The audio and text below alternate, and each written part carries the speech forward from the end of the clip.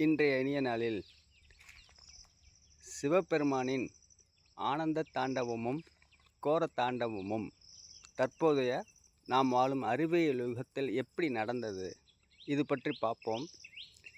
18ஆம் நூற்றாண்டுக்கு பிறகு அறிவியல் கண்டுபிடிப்புகள் ஐரோப்பிய அமெரிக்க நாடுகளிலிருந்து வளர்ந்து வந்த சூழ்நிலையில் மக்களின் அவர்களுடைய கண்டுபிடிப்புகள் அதிவேகமாக வளர்ச்சி பெற்றது. பல நவீன கண்டுபிடிப்புகள் கண்டுபிடிக்கப்பட்டு கொண்டே வந்தன.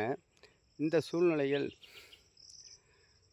நம்மளுடைய இந்தியா புண்ணிய பூமி, ஞான பூமி என்றெல்லாம் சொல்லக்கூடிய இந்திய திருநாட்டிலிருந்து ஒரு விடிவெள்ளி உலகத்திற்கு தேவைப்படுகிறார்.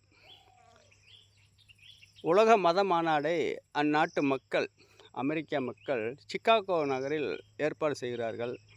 செப்டம்பர் 11, 1893 அன்றைய தினம் கண்காட்சி மற்றும் பலவித கலை நிகழ்ச்சிகளோடு அந்த உலக மத மாநாடு ஏற்பாடு செய்யப்பட்டது.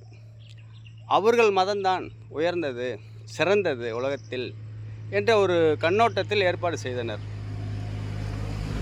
அந்த சூழ்நிலையில் நாம் ஒன்று நினைக்க தெய்வம் ஒன்று நினைக்கும் என்று சொல்வோம் அல்லவா? அதுபோலவே விவேகானந்த சுவாமிகள் இங்கிருந்து சென்று இந்திய மதத்தின் சார்பாக சென்று இந்திய வேதாந்தமே உலகின் தலை சிறந்த மதம் என்று அந்த மாநாட்டில் நிரூபித்தார். அந்த நாள் செப்டம்பர் 11, 1893.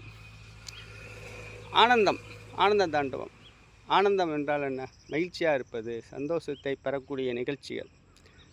ஏறத்தாழ 7000 மக்கள் இருக்கக்கூடிய மிகப்பெரிய மண்டபத்தில் அவர் முதலாக அந்த மாநாட்டில் அமெரிக்க மக்கள் லேடிஸ் அண்ட் ஜென்டில்மேன் என்று சொல்லி கேள்விப்பட்டு சலித்து போன நேரத்தில் dear sisters and brothers of America இந்த வார்த்தையை கேட்டவுடன் ஆனந்த கூத்தாடி இருப்பார்கள். இந்த நிகழ்ச்சியை நீங்கள் படித்திருப்பீர்கள், வீடியோக்களில் கேள்விப்பட்டிருப்பீர்கள். ஏறத்தாழ பல நிமிடங்கள் அந்த அப்ளாஷ் ஆனது நிற்கவில்லை.